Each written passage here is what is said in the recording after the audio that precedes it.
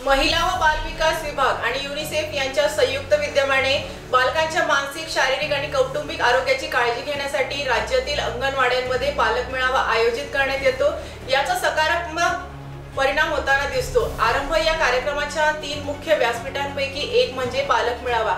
घरबेटी आणि माता मंडळ बैठकांबरोबर पालक मेळाव्याचा उद्देश म्हणजे संपूर्ण समुदायाने एकत्र शिकणे आणि मुलांच्या संगोपनाबद्दल आई बरोबर वडील आणि कुटुंबातील सदस्यांनी जागरूक होणे आवश्यक आहे।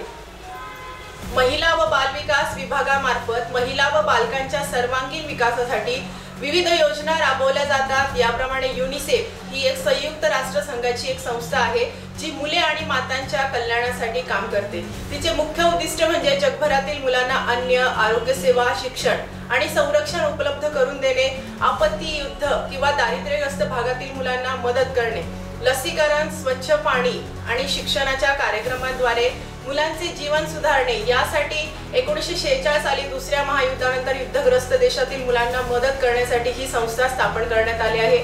लहान मुलांना खेळ, संवाद आणि सुशिक्षित वातावरण ते त्यांच्या आहारापर्यंत माहिती सांगणारे स्टॉल, खेळणी, शारीरिक, बौद्धिक, भावनिक आणि सामाजिक विकासासाठी आवश्यक असलेल्या गोष्टींबद्दल माहिती देण्याचे काम अंगणवाडी कर्मचारी, आरोग्य आशाताई करत आहेत। प्रत्येक बालकाच्या उत्तम वाढीसाठी पहिले 1000 दिवस सुवर्णमय असतात।